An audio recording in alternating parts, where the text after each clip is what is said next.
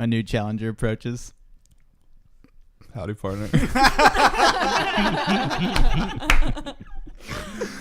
We have officially added a fourth onto, what episode is this? 8? I think this is our 8th episode. 9th. We had Three we have books. an odd number. 3 books plus the first one. and 10. 2. 11th. Damn. What? 11? That's not true. Yeah, we had 3 books. 2, 4, 6. I'll fact check that. Yeah, we can fact I'll check. fact We got check time that to as- fact check. 6, Oh, 2, we're gonna 4, 6, we're gonna 7. fact This check is right the now. eighth. This Oh, is the let's I do was it. doing This is 3 the eighth episodes episode. per book. All right. That's the math I was doing. Now that we've introduced the new challenger, we're already getting into a fight about our own podcast. This is the 8th. So you guys don't know what episode this is. I think Brian might have originally said the 8th, and then it all arose. I'm liking the And balance here we right are. here. I'm liking the Yeah. balance. I don't like this. Sorry. Patriarchy. is alive Get and on well. out. Get on out. Welcome back to Beer Time with Books. Today is our special iteration of Beer Time with Books and Wine. As we've done before, this might be our second Beer Time with Books and Wine. So Let's give that a episode fact 2. check. I think it might be our third. Fact check. God. I have wine a lot. Too Okay. much. So Yeah. So what we're gonna do here, so we can make sure that our new member gets a time to introduce himself, we're gonna go around as we normally do, introduce ourselves, and say what we're drinking. Hi, I'm Jamie. I am drinking a beer that I'm not a fan of right now. Free State Brewery, which is in Lawrence, Kansas. Which is where Andrew was at. It's where our guest is from. Symbolism. And it's the Ad Astra Amber Ale, which I normally like an amber ale, but I'm really not enjoying this very much. I think that it's not carbonated well enough. Hashtag where's the bubbles? This Yeah. was from the make your own 6-pack, so who knows what they do. Ooh, when they actually they do could put shake 'em expired around. beers on like. Oh, it's really? True. It's not a conspiracy. Wow. It's real. Well, Distrust I'm gonna him. sue. Okay, my name is Andrew, and tonight I am drinking a Sweetwater Mango Kush Wheat Ale. It's the 420 strain. Brian picked it up at the local beer store, and boy, it does smell a lot like weed. And Yes, it does. It kind of just tastes like a beer, though, for the record. Yeah, it does. Has Yeah. anybody not tried it? No, we had it last had it weekend. last week. Danny It- was over with her friend, and Ooh, especially if you get like a whiff by the Yeah. nose, like He sat down and breathed, and I was yeah, like, that's it. What have Danny you been straight doing? up thought that he just took a toke in the corner of our house and just Like, went walked to our back laundry over and room. just like, what's up, guys? Let's play a game. That's what I it would felt like. love. I don't know. That's great, but it's good. It's good. It's great beer. Yeah, it's new. I only got it at the time. What I've been doing with the choose your own 6-pack is whatever 6-pack box I get, I have to get that beer. So at the time I picked that, and that was the one. Yeah. So I will say though that Jamie pointed out that there are weird floaties in it. That's a fact. There's a lot of weird It It looks flavors. a little comes with- It looks a Yeah. little It comes with- gelatinous. Yeah. Yeah. they weren't expecting you to pour that in a glass. That's Suppose the not. Kush. I'm That's the pretty Kush at the sure. bottom, 420 strain, and next. Hashtag the kush at the bottom. Kush at the bottom. I'm Danny. I'm drinking I'm the wine part of this pod most of the time. Beer time with books and I'm wine. drinking a buttery, creamy La Crema Chardonnay. And I'm Brian. I'm drinking New Belgium 1554. Just like the wines that are normally aged, like 2016. This is from Oh man, 1554. what an This is aging a old- process that's Is it been. bubbly? This is an old beer. Surprisingly. Very lovely. No floaties, so You don't know that. I can recommend that. Somehow. No bubblies. Almost half a millennium, no bubbly. Perfect. And also, as we normally do at the beginning of the pod, we're going to go around since our last episode got posted kind of late, so we're actually having a little bit of a short window between last episode and now, but there is a lot of ground to cover. But we're going to talk about some other media we've been consuming since the last episode. The obvious media that I have consumed is the finale of Game of Thrones. Which I'm was last night. It was last night. Which we all watched together. I don't know why Andrew Jamie just didn't made that watch about it. herself. I wasn't here, but they watched it together because I they're the mean- one. Yeah. I went first, so I'm not gonna say a lot about that because whatever. Andrew hasn't seen it. Also, whatever. That's how I Spoilers, feel dude, about it. Is spoilers. whatever. Other media that I have consumed as of late. I don't know, a podcast that I'm constantly listening to, but I don't know that I've actually ever mentioned on our pod is Not Another D&D podcast. You haven't mentioned that. I don't think I have. That's crazy. It's my favorite podcast, and I love it very much. But right now they're in a story arc that is very exciting to me. It's very spooky, scary, and What is it about? the podcast. Yeah, for in people general? that don't know. Oh, Yeah, I I mean, don't know. it's a Dungeons and Dragons campaign done by a bunch of goofy comedians that used to be on College Humor.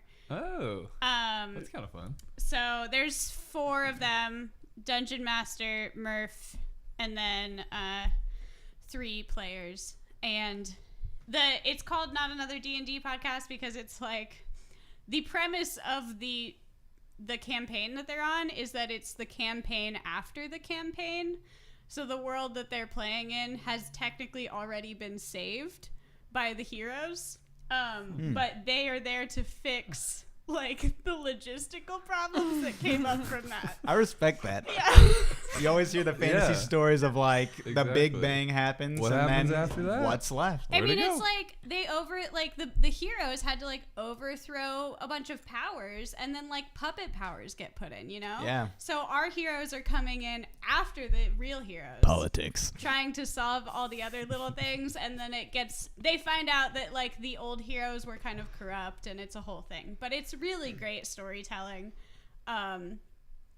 Like genuine masterclass storytelling. I love it so much. So that's what I've been listening to. Nice. Very nice. Andrew? Very nice. Not since the last podcast. I know, But what's yeah. a recent Okay. media you've been Between consuming? my birth and this episode, I have Just been. throw us some highlights. Yeah. Give us the highlights of your media consumption in the last 25 years. I have been re-listening to Serial, actually, the podcast that came out like Nice. a long time ago. Just Which 'cause season? The first one. I didn't watch listen past there because I was kind of into that plot line a whole lot, and I thought they were gonna keep doing it until like the next ones. Because I was really late on the train, and like new season 2 existed before I even started, and then it was a different plot altogether. and I was You know, kinda- there's a HBO mini doc series regarding about season 1. Mhm. Yeah. I didn't know that. Well, it's not the same people, but like it's Right. about the same guy. Yeah, I didn't know Yeah. that, and that's actually I need to get that. I think it's The like specifics. four episodes Cool. or something. It's very I short. want that Yeah. because that was great. I loved that so much. Like that was that was like the first podcast I think I ever listened to. So I'm Mhm. like re-listening to it just for the sake That was of an OG yeah. podcast. It was, As man. far as It like just blazed making the it, trail. Yeah. Making it mainstream for Mhm, sure. mhm. So that, and then I've been like watching really goofy television, like rewatching The Office for like the 3rd time that I've watched it. I did watch a couple episodes of something that was a Netflix original on Netflix. It's like 2 fish, and it looks like it's animated by the same people as BoJack Horseman. I forget the name of it. Tuca and Yes. and something. Yes, I Birdie. also. Mhm. Yeah, you're that's right. it, Uh-huh. That's right. Hell I have not- thank you. Hell yeah.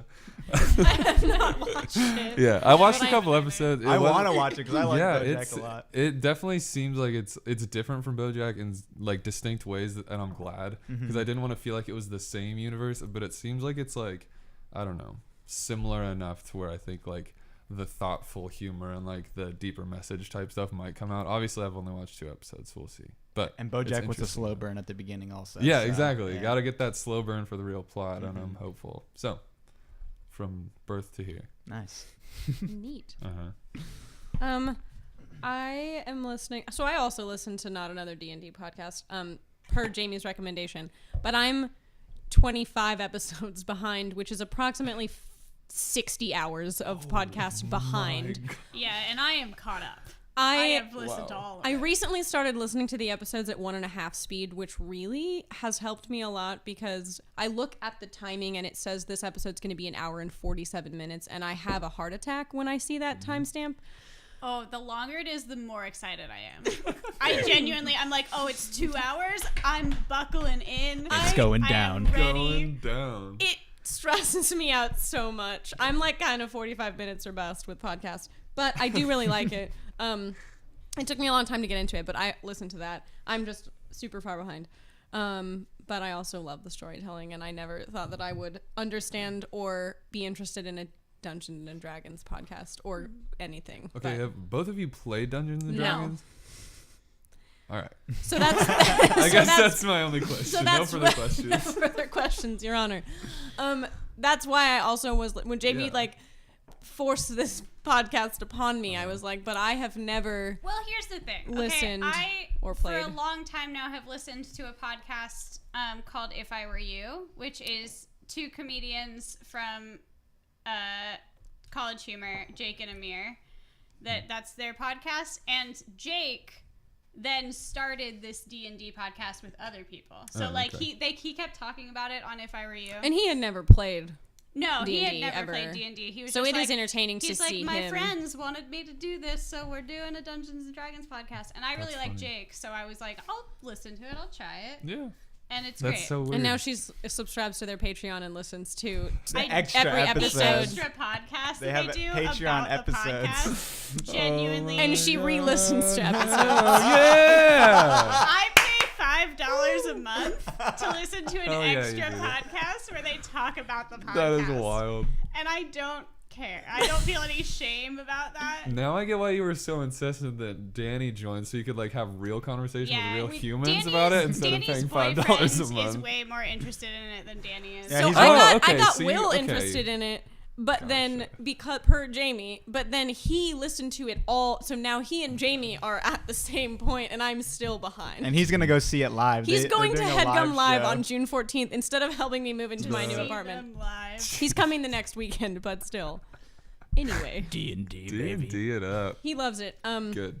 So I am also listening to that, but I also recently listened to a podcast by one of my favorite freelance journalists named Anne Friedman. She created a podcast called Going Through It, and it's 12 episodes, and in each one she interviews just people she knows, people in her life who had to make a really big decision. Like, it was kind of like just asking people about the turning points in their lives, and they had two choices and they picked one way, and what they were thinking and how they feel about it now, and it's across the board, and it's really interesting. I really liked it. It's also encouraging because it kind of makes you feel like no matter what you choose, you can't choose the wrong, whatever you choose is not the wrong thing.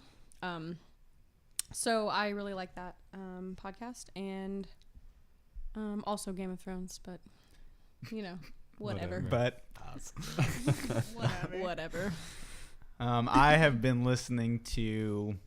This is the thing I started since our last podcast, but it doesn't seem like that because I've listened to so many episodes of this. But it's Time Crisis. I'm a TC head. Hashtag TC I'm head. a TC head for sure. So here's the weird thing about it is it's not technically a podcast. They make it very clear that it's internet radio, quote unquote, because you can't download the episodes. So it's all through Apple Music, and normally it is actually live. Apple Music has Beats One Radio, and all of these different artists have show. Pharrell has a show, Frank Ocean has a show, Josh Homme of Queens of the Stone Age has a show. A bunch of these artists have shows, and it all goes through a schedule. And then the one that I'm listening to, it's Ezra Koenig of Vampire Weekend and the younger brother of the main guy of Dirty Projectors. And I like it a lot being on Apple Music because anytime they play music, it pops up on your phone immediately because it's all tied to the platform. So you don't have to search for it. It's just boom, here it is. And they also make the songs flow into whatever they're talking about really well. So if they're talking about recently they went on a long tangent about Doritos or Fritos. It was just a casual do you prefer Doritos or Fritos? And then Ezra told Jake to go look into more things about the PepsiCo company, and he figured out this huge conspiracy eventually saying that Richard Nixon used to be the lawyer for PepsiCo, and they had a production plant in Chile that they were we're getting cheap ability to produce stuff, and then Chile was going to be we're not going to have anybody foreign produce any products in our country. So Nixon sent in forces for a coup on the government to make sure through conspiracy that plant would stay open because he had ties to the PepsiCo CEO.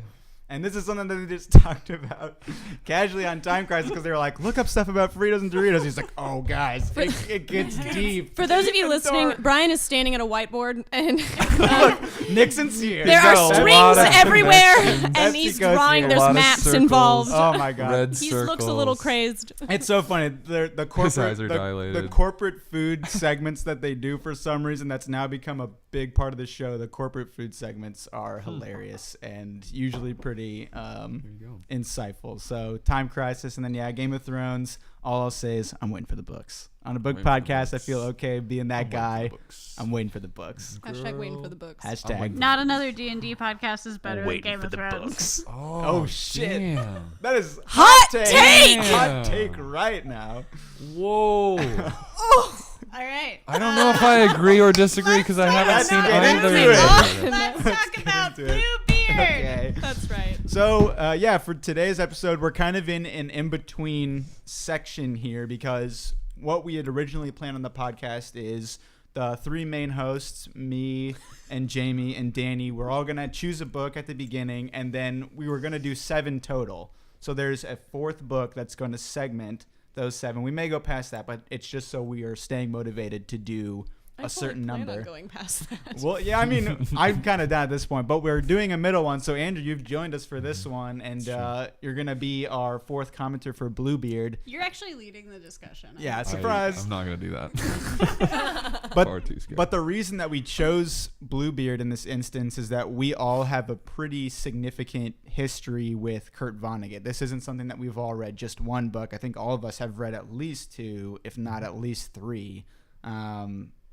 There's just been a lot of previous history with us and this author, and we've talked about it on the podcast in the past. It's Jamie's favorite author. We have a ton of his books over here. We have a picture of him. We have a portrait of him on our bookshelf. We have a prayer candle of him at your classroom. It's in my classroom Yeah. now. Oh, that's awesome. But I just kind of That was from me.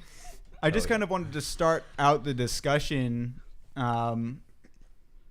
just kind of looking at what your previous experiences have been with Vonnegut and how you think that Bluebeard so far is kind of tied into what you'd normally come to expect from Kurt Vonnegut, because I think it's pretty interesting. Having read a lot of his stuff, obviously there are some KV tropes, but I think that a lot of them have unique qualities, and I think that this one does as well. So if anybody wants to start with that. The thing that I was thinking about a lot while reading this is it's been a minute since I've read a Vonnegut book. Like Brian said, he's my favorite author, and I still stand by that. But also, the last time I finished a Kurt Vonnegut book was maybe 2 years ago. Mm-hmm. It's been a while. How many do you think you've read? Do you have like a rough estimate? Maybe 6. Just out of curiosity. But the thing that I was thinking about a lot is how often his narrators are themselves writing a book. Mm-hmm. Like, I feel like that happens more often than not in his stories, and I like it. Like, I like the fourth wall being broken a lot in Bluebeard, of him being like, well, I'm writing my book now, and so-and-so has read this much of it, and she said this. Over my and- shoulder. It's so Yeah. wild. Yeah. Yeah, She's it's reading like, over my shoulder and told me to change this. it's the most acceptable and like easy to read fourth wall breaking ever. Yeah. Because Yeah. sometimes you get caught up and you're like, whoa, who's the audience? Where am I at in this? But it's such an interesting layout, specifically this Well, it one. makes sense because he's like specifically he's saying Yeah. I'm typing it Totally, right now. totally. Like instead of just being. It's I a don't- really yeah. creative, I like it's fun it. that he did I that. love metafiction. Like that. That's generally what it's called when that happens. I love most metafictional storytelling. That's a thought that I had. Yeah. There you go. Other That's cool. thoughts? Yeah. I was going to say, similarly, I was looking at it and just trying to, I mean, you kind of like segued right into it, is why this is specifically relevant, is because I was reading today and I was thinking about that it's fun that he always has a couple different plots going. And like in Slaughterhouse-Five, it can be like popping all over the place. And like just, there's so many different novels of his that I've read. Because Jamie got me, well, I don't know if it was Jamie or Brian, but them as a combined marital force done got me addicted to Kurt Vonnegut. That's right. With the but anyway, so they kind of got me into it, and I would say in the last year I think I've read 6 Kurt Vonnegut books. Have you really? I read he's been Slaughterhouse Five, ripping Cat's through 'em. Cradle, Jailbird, Slapstick. This one I'm halfway through, and probably another big one that I didn't say. Maybe I've read more than that. I know you 'Cause have. When that- you said 6, I was like, I've read 6. I don't know. That sounds. You've read Mother Night. I don't need to list all of them. Yeah, That's you don't. boring. You don't. It is That's boring radio. Boring cast. But anyway, I was. Expert already. What was fun? Yeah, I was noticing just like how it's different that he has multiple plots going at the same time, but he still does. And like in one book, it's someone's time traveling, but in this one, it's like he's just going between what he's writing, and then you're like in his narrative, and then you're like, you know, some of the conflict that happens really affects the narrative, and then he talks about how it's been 2 months since this has happened or that, and so that was really fun. Interested to see how it all like continued on for sure. So I read Slaughterhouse Five probably after high school because Jamie told me that Vonnegut was her favorite author.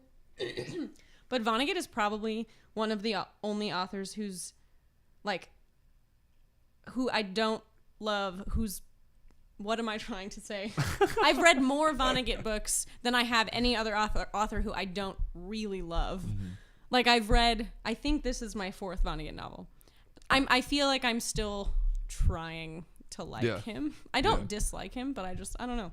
I don't feel like I have a great feel for his voice after reading the ones that I have read. So I don't know. It kind of feels a little bit like a mystery to me, but I like, but I don't know. I'm enjoying it. Yeah. I thought too, because I just finished Slapstick, and that was one too that was very like like metafiction, and was very like I'm writing about things that are going on, and then it'd pop here and there.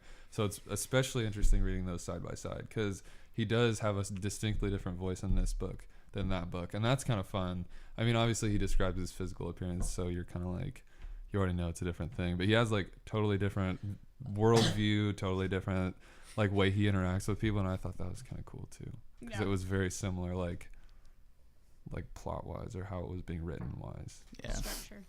Exactly. I like with his voice What I was trying to say. within his tendency to employ metafiction, that he still finds unique ways to do it, because in this one, obviously, is it Rabo or Rabo?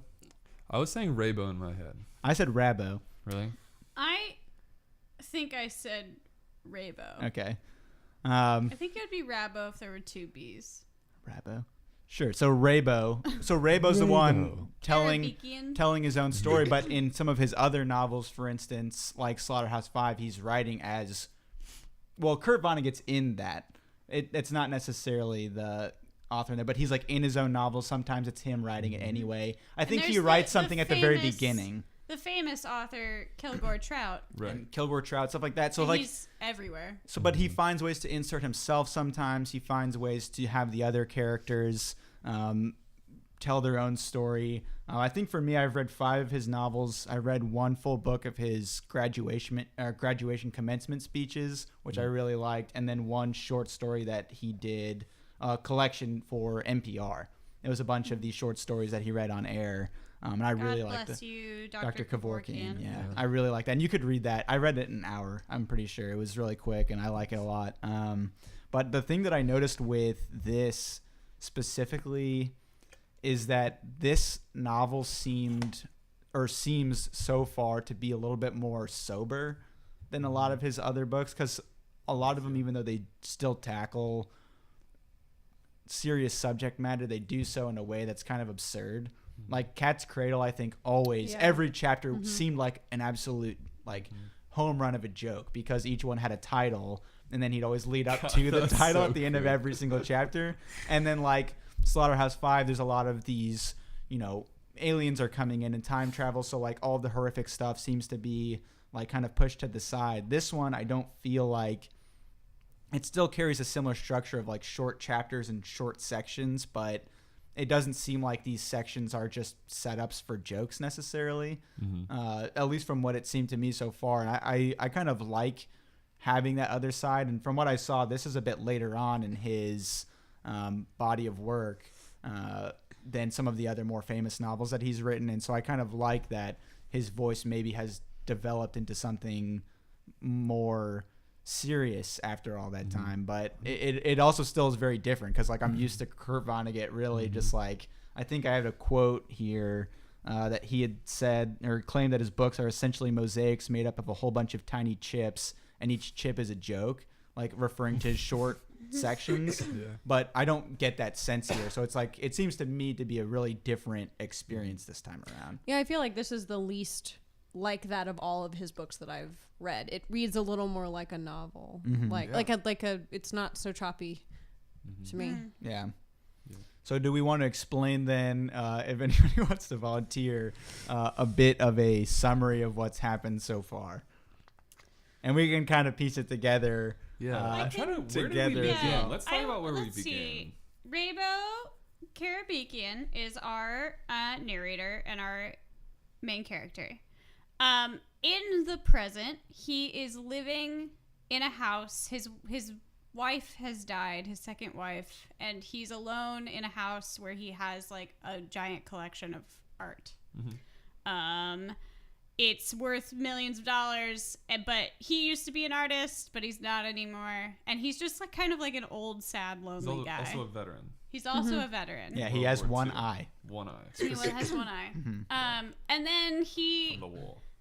he meets this woman randomly. He like lives on a beach. He has a private beach, and she wanders in, and he meets her, whose name for some reason I can't remember. Cersei Berman. Cersei Berman. Yes, I remember because I was like, I don't know if Cersei is right, but I had been watching Game of Thrones, so that's how I pronounced it in my head.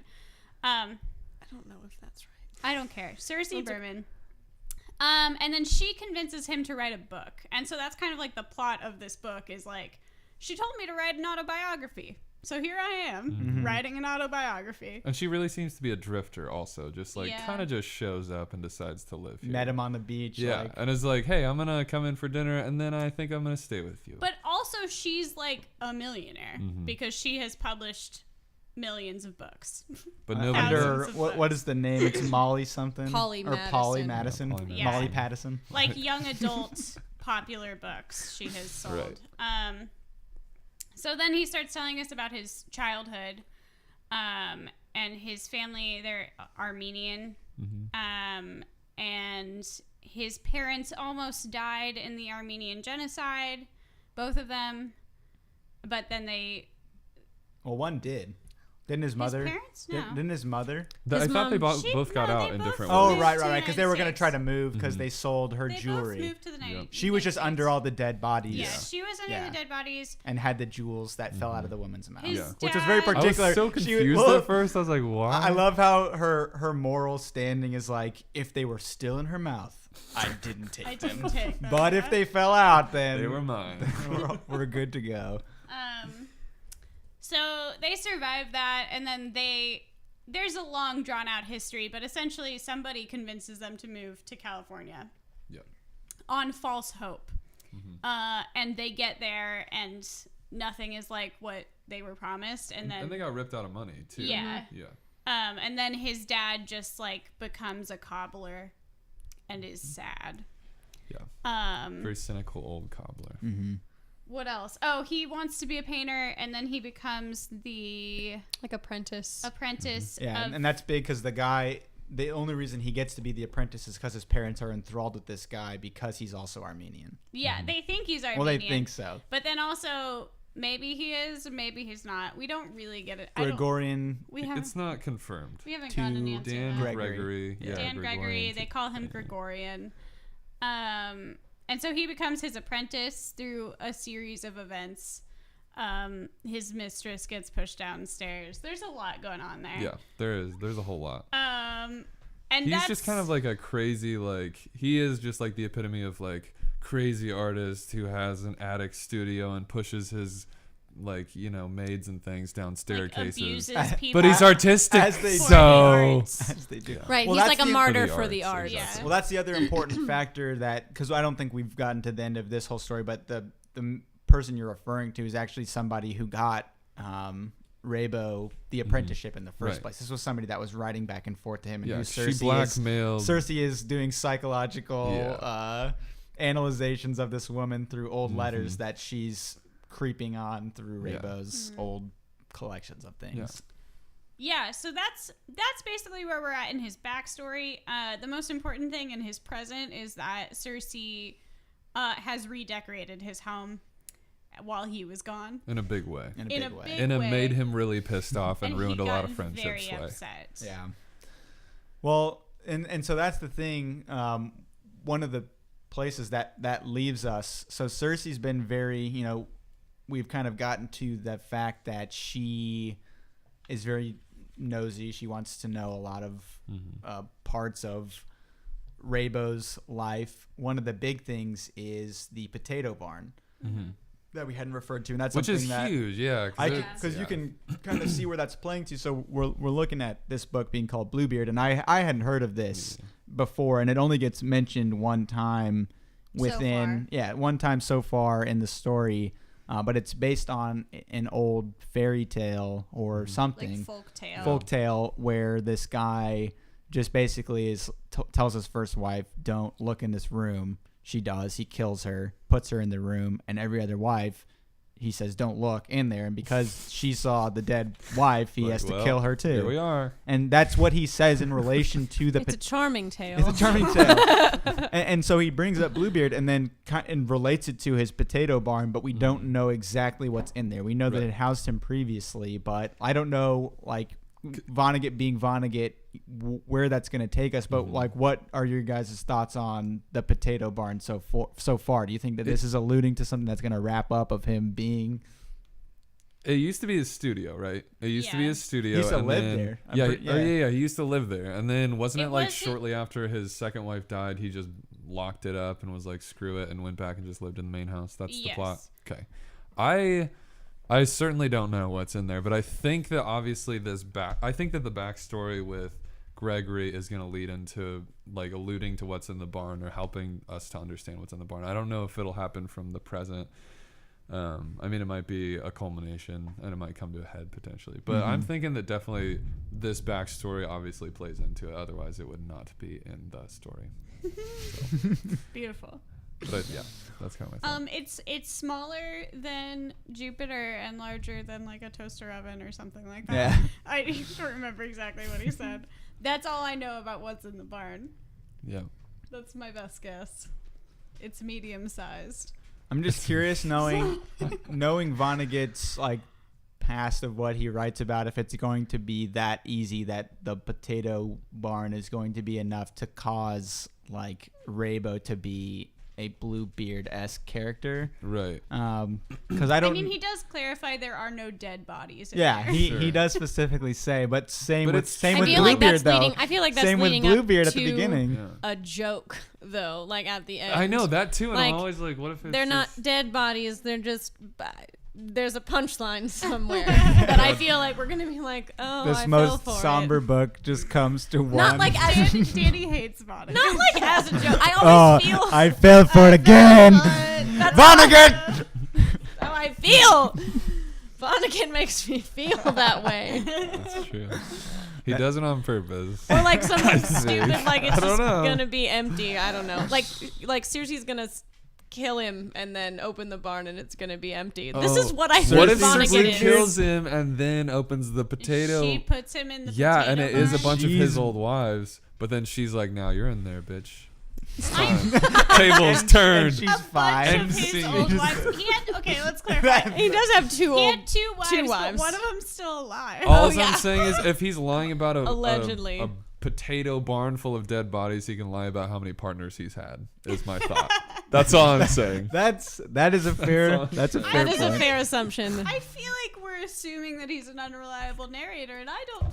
All I'm saying think is, I'm that with right Brian now. in the sense that he could have related. He's writing his own situation- biography. He's writing an autobiography. But he clarifies every moment. Like it It's feels true, like he yeah. really is He like does. journalism. It's not like an artsy thing. It He's is like interesting, though. Cersei literally just said these words. She I would hated know that- because it happened She right hated now. that section of my book. I'm gonna keep it in. I'm- Like, Yeah. I feel like he's reliable. I think it's interesting though that he compares his situation to Bluebeard's situation, because the Bluebeard situation is very like Bluebeard's a bad, like non-moral person in that story. So he could have compared it to a potentially, I don't know, positive metaphor, but instead There are plenty of other mystery stories. yeah, exactly. That's And like yeah, it's you like- could open it's up. pretty vague. Yeah. And you chose to do the one where the guy has a bunch of dead wives in his Yeah. barn.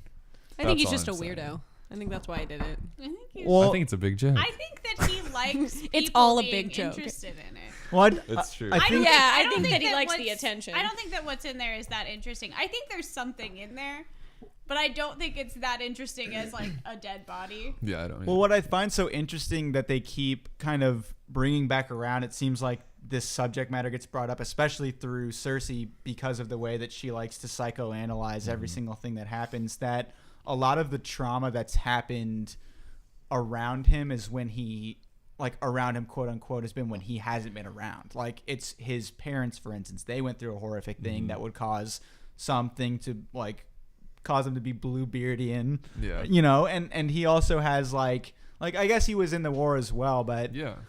there hasn't been But anything. he says that he was unconscious when he he doesn't even recall been hurt. like what had happened, which that could be like a sign of like he went through enough traumatic you know things to have him black out from it. But I feel like there hasn't been a whole lot that has specifically gone on to being like it's happened to him, because like even his friends, you know, he's talked about the suicide aspect of a lot of his artistic friends, but like I don't know if he was around for it. It obviously affected him a lot. So I mean, they could play into that, but I don't know that anything has happened like so directly to him yet to like cause him to be a psycho serial murderer. Yeah. I'm wondering though. I mean, there I are still dark think undertones though, because when I continue even to the talk about Gregory all of that, shit, I was like, well, everything to do with Gregory and like his experience there just seems like a dungeon where he got like hazed almost. yeah. And I so think that's he like says hazing. yeah, and it's Yeah, like he's with the someone- servants. Yeah. And I think especially the fact that we know that he did, like he pushed Merrily, not the main character obviously, but the Gregory pushed Merrily down the staircase, especially since he knows that. I feel like that's part of his story of just being like, this guy was like, he was like a crazy artist and like a very, very real bad, like he, I don't know. Like, There's something like that was just, related to Raybo, because the only reason he pushed her down the stairs is because he was directly involved. he was sent the art supplies from Merrily or Merrily, Marley. and he was jealous, but then at the same time, Merrily loves Gregory. Yeah. But it's, I don't know. Well, that's the thing is like, confusing. in talking about all that, I guess there is a lot that has happened. Like I said, it's not directly to him, but like a lot of that is pretty traumatic because even the suicide of his friends, like he had mentioned that a lot specifically, and even Cersei's like talking about suicide through. They had just seen a play, I think, in one of the last chapters, and she was like saw something that's so related to experiences that she and others around her had that was like, oh, it needs to be rewritten. The only like outcome possible is suicide for this main character. That's a kind of a side note, but I really have enjoyed the pop culture references because he talks about Dollhouse as the play, which is a real play. See, I don't know. I was about to ask about some of the things that tie into real things. 'Cause like I only know a few of the artists that are real, and I don't know which ones are and which ones aren't. But Yeah, they talk about Jackson Pollock. Jackson Pollock, who was one real. person that killed himself. Who killed himself. There's somebody else that I recognize that I can't think of. I assumed that most of the artists who aren't like real characters, like people who have died, I assume all of those are real people. Yeah. He says in the author's note that Raybo Karabekian and Terry Kitchen, Cersei, Paul, or Dan Gregory, or Edith, all these people, or any of the other major characters in this book never lived. As for the real and famous persons I mention, I have them do nothing that they did not actually do when tested on this proving ground. There you go. That is helpful. Bam. Read the dang author's note, I know. guys. I did read it. I just immediately Well, that's what I forgot is the recalled. thing. Well, I recalled it from that. I didn't know, like, because there's still. I don't know who's real. I can't remember who's real. Yeah. I know Jackson I just know Pollock. Jackson Pollock is like Pollock. the main one. And that the play Dollhouse is a real play. I Yeah. know that. Yeah. That's all. And But so- I like those things. Yeah. Oh, I just opened a. There's a lot of pop culture references. Actually, I'm realizing. Like, he just talks about Tennessee Williams and the Glass Menagerie. Yeah, yeah. So there's a lot of. I don't know. There's a lot of that, but I feel like I don't know enough to know what's real and what's not. Yeah, exactly. Yeah. Well, that's the funny thing of like reading, because Vonnegut kind of is of a pretty different generation from a lot of more modern authors. 'Cause obviously, Kurt Vonnegut. When did he pass away? It was, 2007. yeah, it was a decent chunk of time ago, and a lot of his famous books were 60s and 70s. Like, it's kind of interesting. Is this one 80s? This one is 80s. That's what I thought. Yeah. potentially 90s. I think it's like late 80s. We have the book Yeah. in front Stop of us. speculating. I don't have the beginning. I hate it. 1987. 87. 87. But it's just interesting to like have a lot of these fictional stories that do have allusions to real things, how more complicated reading those stories becomes the older, like the longer away that the books are from like where we are at in the present day. Because like I don't recognize a lot of that stuff. I only know, I'm not that tapped into the art world either. I don't know. Yeah. That's the thing. We're reading a book that's like heavily art based. Like, do you guys have a lot of experience with that? Like, I go to a lot of art museums, so like there are other names in this that I recognize and I can't think of what they are. Jackson Pollock, I feel like everyone knows who Jackson Pollock is. Maybe. Yes. The splatter guy. Lots of splatter. I can't remember who, but Bladder I can't guy. remember. There I was know that somebody guy. else that he mentioned too. classic that bladder guy. I know. I need to control F this. I don't know. I go to art museums a lot, and I like abstract impressionism apparently, which is what topical. this is. I like modern art, so that's what I know. He talks about Pablo Picasso at one point. He does. I knew. Wasn't he on the list knew of some Pablo. Wait, did Pablo Picasso commit suicide? I forget. Was he on that list? No, because I Pablo don't was still think he alive at this wasn't- point. Yeah, he wasn't Oh, on that Because what? Pablo list. Picasso lived really long. He did. No way, that's funny. Because we actually went to a Pablo Picasso exhibit Can't last year, and Oh yeah, I think it was last spring, and like to see the years next to all of his artwork That's crazy. was insane. Like how late long game. he was around because he had so many like periods. So yeah, Yeah, he wouldn't no, have been he on the did a list lot. because he'd still be alive. The at only this reason point. he was mentioned was because Gregorian hates him. Oh, He there you hates abstract artists, and so he was like, Yeah. Pablo Picasso couldn't do Yeah. this. He does want the Ooh. realism. It is. Speaking of all those things, and just how, because you were talking back about like what is going to make him a Bluebeard character, what's going to whatever. Oh, just kidding. 73. Sorry, 1973 for Pablo Picasso. Oh, but still. But it wasn't suicide. Yeah. Okay, that's fair. Oh, really? But he was born in the 1800s, Yeah, that's what it was. It was like 18. so he had crossed the. Yeah. Yeah. He crossed the threshold. I was just gonna say I forgot about Bezgudanov, Gregory's higher up, the guy yeah. who Gregory was the apprentice for, and how kind of psychologically damaging he was, and how it's like a cycle, and now it's passing on. Yeah, they like care of mirror Becky each and- other in a Yeah. lot of ways. Yeah.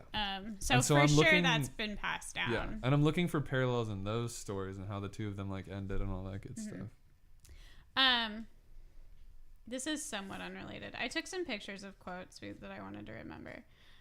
But something about his character that I liked, of like thinking of the cycles going on, because I think that he's relatively self-aware. But at one point, Cersei asks him about time travel and is like, "Would you want to travel back?" And a Right. quote that I really liked, he says, "I want him to believe for as long as possible that he's going to become a great painter and a good father." And talking about himself. He's Right. like, "I wouldn't travel back." That felt so hard like his other characters. Like I Yeah. remember that line and I was like, that feels like slapstick or jailbird narrator so Wait, much say it harder. again?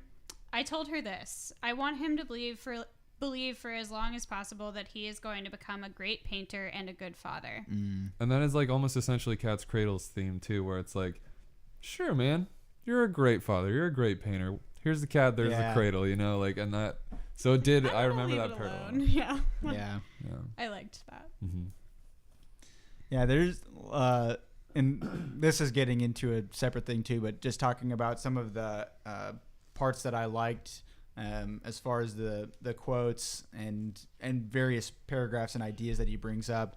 Vonnegut always tends to, in the midst of his stories, seems to ruminate on some philosophical point, and to analyze like why things are miserable seemingly, even though he wants to make things not miserable by like making it funny. But especially in a book like this where things seem to be a bit more serious, some of these points hit a bit harder. But when he was talking about, you know, this is a book about artists, one of the parts that hit quite strongly was when he was talking about gifted people in communities, that thousands of years ago a lot of these people would be like treasures to their communities, but because the world's so globalized, it can become overwhelming to be like constantly comparing yourself forcefully to the best of the world. Mm-hmm. And this was just like a random point that like related to this, but it also seemed like Vonnegut kind of like airing out a philosophy, and he does that a lot. I feel like he always brings up these philosophies, and that's one of the reasons I like him so much, is he brings in these ideas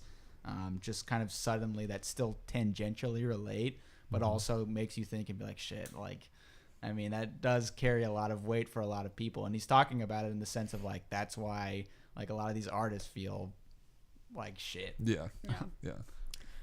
Somewhat related, another quote that I took a picture of that I just really like, and I don't have a ton to say about it other than I want to show it to all of my students. But I think it's Cersei talking.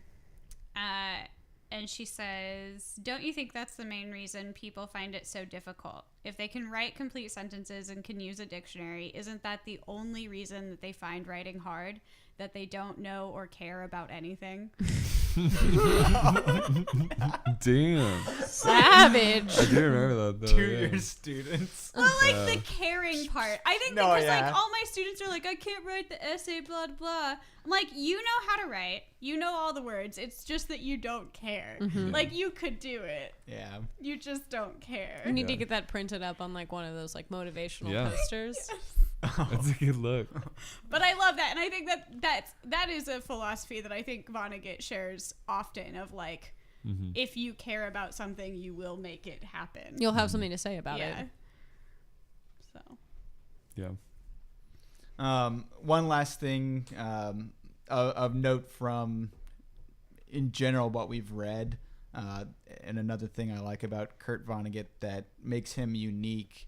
There are other authors that do this, but I think that he has such a complete way of doing this, is his characters that cross over.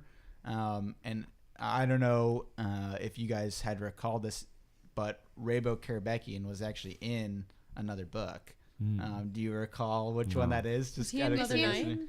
Breakfast of Champions? He was. Okay. What did he do? So he sold. Everybody's in Breakfast of Yeah, Champions. that's true. That is like, actually a true that's thing. literally Vonnegut wrote it to put all of his characters Yeah, in Breakfast Yeah. of Champions has everyone, but I read it so early. I think that was Same. my third, that like there are other characters that play bigger roles that are in there. But yeah, he sells a painting that is just like That's so funny. it's like some color and then an orange line, and then this community center Yeah. buys it, and they're like, everyone's really pissed off that they spent so much money on it. And he explains what it is. I can't remember what his explanation is, but he's like, it's like unyielding, like something about the line being an unyielding something. He Like makes a it all. force. He makes it all like inspirational, and everyone immediately is like, "Oh yeah!" Like they all get God. so pleased. They're like, "Oh, great buy! Yeah. That's a great, Deep. that's a great picture."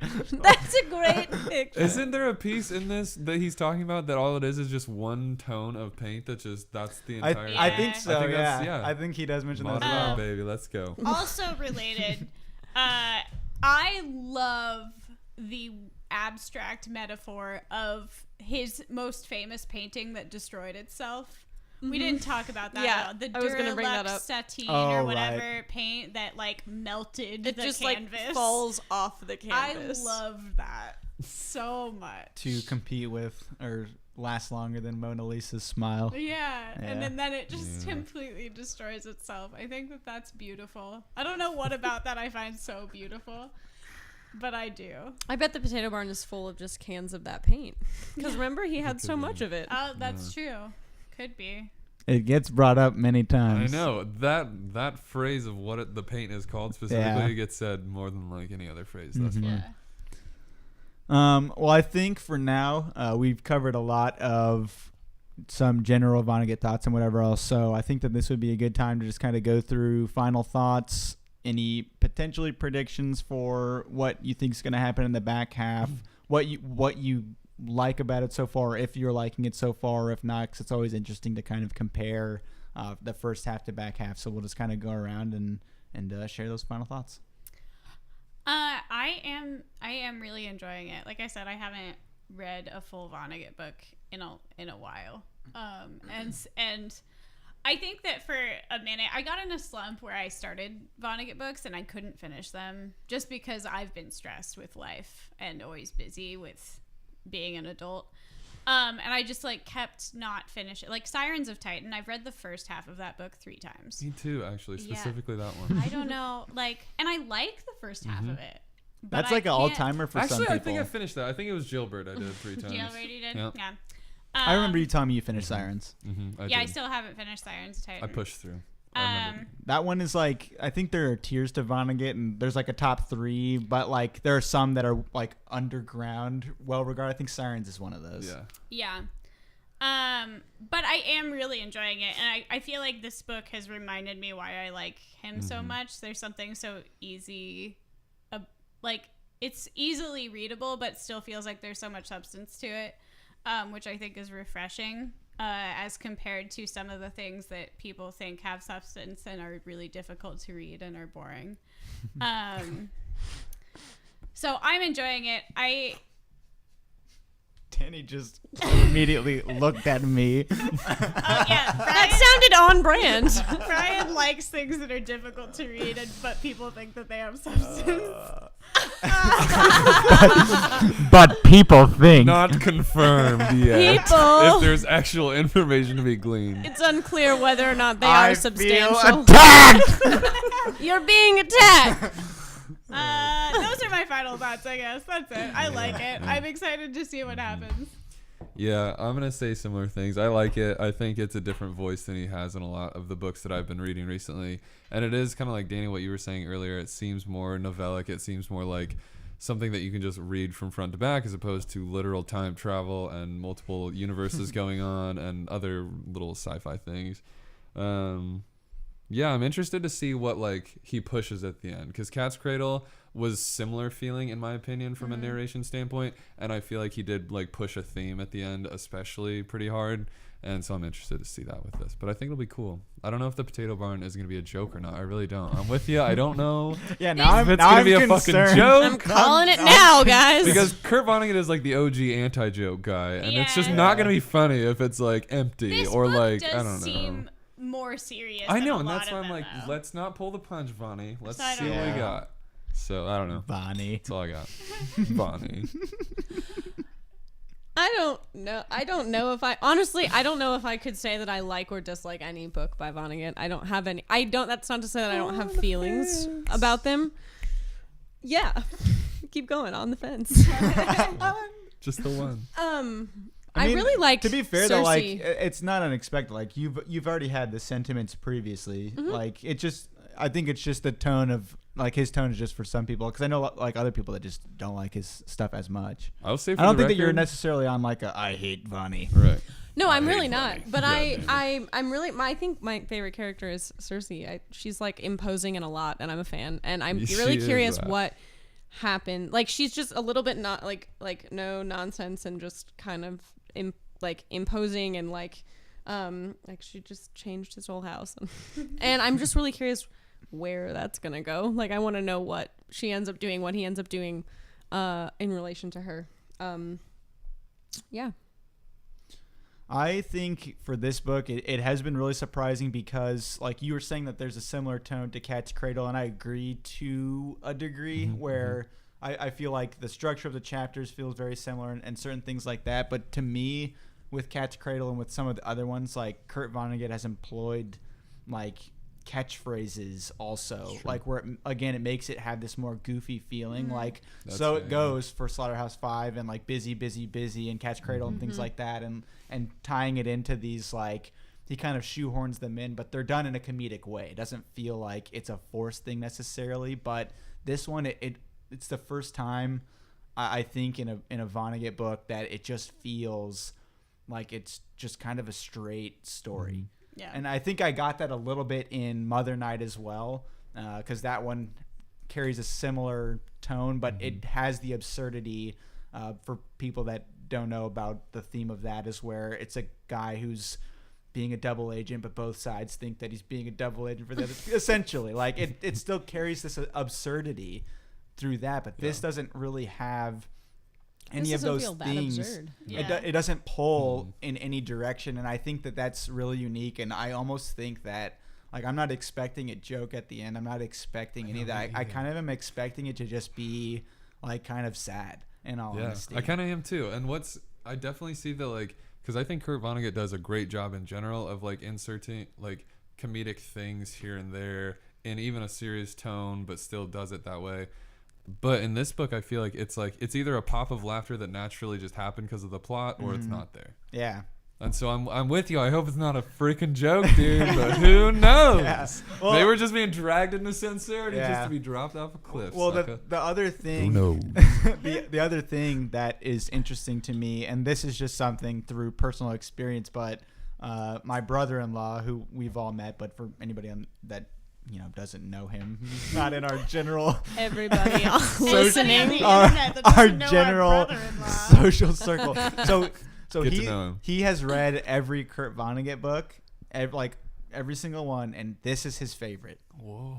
He very definitively said that this is the one, and I have a lot of feelings about that. and my brother-in-law is the type of guy, in all honesty, to like find a favorite Vonnegut book and the one that carries the most sincere feelings. I think.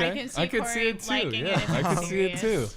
I So- hope so. So I think that is also kind of making my expectations travel in the way that they are. Mm-hmm. But regardless, I really like that, having read this much of his work, because there's not a lot of authors that I've read this many books of theirs. Right. But for this one to be this different and to be from somebody who's traditionally kind of goofy, regardless of how serious he also is, it makes it feel kind of like a special experience in that way. So I'm curious, but my thought right now going into the second half is that it's going to be sad. Yeah. So I'd kind of be okay with it though. yeah, I think I would. I'd be I would okay like with a it. sad ending. I like a sad book. Yeah, I mean, I'd be totally I could take a glad. melancholy. I could like- take a melancholy. Or like I don't know. We'll see what happens. So regardless, we will be back. Who knows? We'll do a second half whenever that is. We'll all plan it together. We kind of talked about this. I don't know if we're announcing the last 3 books. Are we at that point, or we can save it till next time? Oh no, well, did we decide? We had our short list. I think we're all okay with what the short lists were coming down to. Yeah, I'll go last. Okay. You want to go first? Yeah, my pick is Northwest by Zadie Smith. Yeah. And I have not read any Zadie Smith, so I've read excited White about that. Teeth, but yeah, I've had Northwest on my bookshelf for a long time, and I don't know, thought it would be a good opportunity. And my pick is going to be A Chew by Andrew Snodgrass. My favorite book. Modern art. Modern art. Reba, is that you? My pick is going to be Vineland by Thomas Pynchon.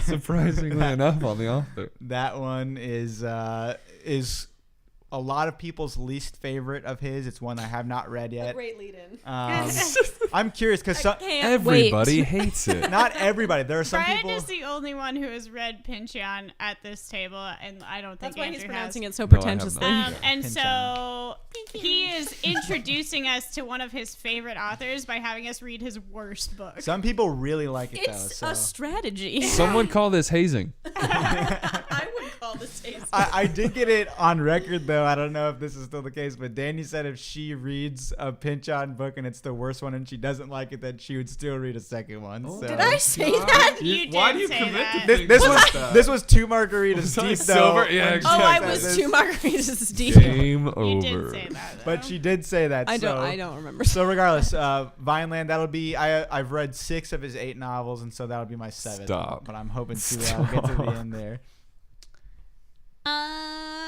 Do you remember yours? No, I do. In this moment right now, I'm still between 2. Why don't you say those and then you can pick later? Okay. My choice will either be Jitterbug Perfume by Tom Robbins or Underground Railroad by Colson Whitehead. Those are my options. I don't know. Here's the thing. I think Danny's vote is Jitterbug Perfume, and I think Brian's vote is Underground Railroad. Oh. I think that's true. And I Conflict. Bring it on. I would like to read both. They were both my choice. All right, do you rock, paper, love scissors more? right now on the Let's see pod. it live, on boys. on the pod. We're doing it live. Let's hear rock, paper, scissors live on a podcast. We have to. You can hear by the. That's paper. So The big Andrew, reveal. Andrew, do you want to choose for us? What are the two? It's Jitterbug or the other. What's Jitterbug Perfume or By Tom Underground Robbins. Railroad. Do you know anything about Nope, either nope, of nope, those? and I don't want to even see. Yeah, I want you to thinking choose off of the title. This Underground is Railroad. interesting. Underground This Railroad's is the pick of the actually- week. Okay, Oh, Underground Railroad. that was has very taken the fast. lead. He does it with the Easy crisp. money, Our Krispy third book Kreme. is Underground Railroad by Colson Whitehead. I feel Dang. attacked. Turns out Danny didn't want that one. So yeah, those Oh, will be that'll be the back half of the podcast, quote unquote back half, because Back we half. may Wonder- continue This is continuing for the rest of our anyway. lives. Danny's moving 10 minutes away, so So we're Podcast gonna- Time to every have week. nightly all- podcast. Daily podcast. Everyone buckle up. so Hope you're ready for some media. So, to end out the podcast with our special guest, we are going to do something we haven't done in a while. We're going to have a sing out. Oh, Andrew, It's Uh, tradition Andrew, for people it's- to It's scat. Oh, tradition. my. We usually have a scat ending. So if you could. If you've heard my scatting, you wouldn't be nervous. How does it go though? Do I just No, you just scat. Scat, dude. just me or all of us? No, it's you. Scuba does gas, gas, kappa, scooter does kappa, cow. What up? That was amazing. That was We transcendent. We are Bob Squidad. we'll catch you next time. Bye.